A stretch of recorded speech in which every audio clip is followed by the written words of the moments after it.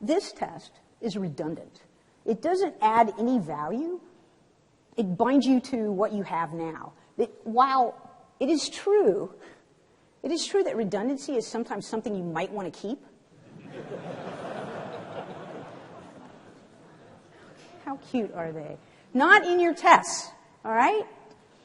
So now let's look at a second anti-pattern for private tests. So some people say, okay, and let me say this. The people who do these things, who are they? They're people who care, right? The people who don't care are not writing these tests. So this is not a criticism. This is an attempt to shed some clarity on this issue so that the people who care can do things that are less painful and more useful.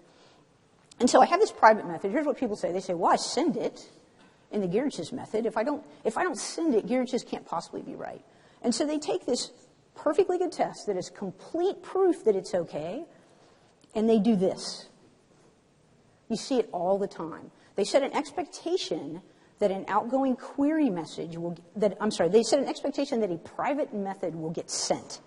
This expectation is an over-specification. It adds costs and provides absolutely no benefit. It binds you to the current implementation. A test that insists that you continue to send an invisible message creates a world where you can't improve the code without breaking the test. This expectation does not make it safe to refactor. It makes it impossible to do so. So don't do this. And the rules for private methods are don't test them. Don't make assertions about their values. Don't set expectations that you'll send them. Now, as we all know, we live in a practical world, and all rules are meant to be broken. I break this rule all the time. If you have a complicated private algorithm, you may not be able to get it running unless you TDD it. If you're dinking around with a complicated private algorithm, it can be really helpful to get an error message near the offending line of code. However, what I would tell you is while these tests might have value early on, as time passes, what they do is they keep other people from being willing to improve your private code because they do not want to screw with those tests. After I write tests of private methods, very often I just can't bear to delete them at that point in time. They're like my children, right? Like I'm really attached to them. And so if I leave tests of private methods in a test, I segregate them, I put them all together in one place, and then I compound my sins by putting a comment in my test. And that comment says this: if these tests fail, delete them. Right? There is a point, if you keep them, it's a slippery slope. And it's gonna switch to where instead of saving you money, they are going to cost you money. And you should proactively delete those tests before that happens.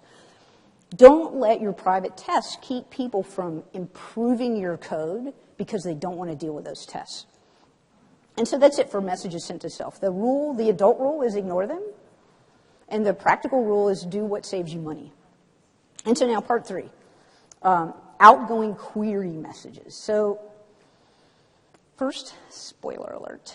So we're at the outgoing query message cell. I'm going to show you, we're going to derive rules that are just exactly like the rules we just derived. And I'm going to show you examples that are going to give you deja vu because they're going to look exactly like the examples you just saw. So I'm going to whip through them, and then we're going to talk about why these things are the same. So we've already looked at these two things. These are both query messages to these objects. We're testing gear, so we're standing at gear's point of view. Gear has a collaborating object that's wheel, so it sends the diameter to the wheel object. And so, as is always true here, somebody's incoming is somebody else's outgoing. So if I'm standing over here, if my universe is the universe where I'm unit testing gear, that diameter message to wheel is an outgoing query message. So how should we test this? Well, again, the better question is how not to test it. Here's our perfectly good test that is complete proof that the Geertjes method works correctly. Sometimes people who cannot forget what they've seen inside the space capsule feel honor-bound to do this, to make an assertion about the value that's returned as a result of sending the outgoing query message. Now, remember, the receiver of an incoming query is solely responsible for assertions that involve state. This test is redundant. It duplicates a test it's the exact test that's already over in wheel. And when you make this assertion here, you've you've made it so that you cannot change the implementation without breaking the test over in wheel and then breaking the test in all of the places where you've also done this. It is unnecessary as proof of correctness of the result of gear inches. Again, there are times when you might want to keep redundancy. I don't know, nobody ever really laughs at that picture. And I don't understand it. Is it the shock? You have my permission to laugh if you want.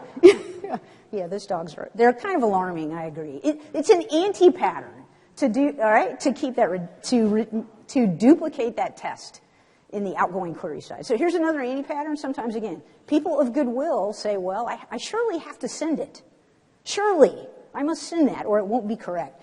This, again, is an over-specification. It proves nothing. All it does is bind you to the current implementation and make it impossible to change the code without breaking the test.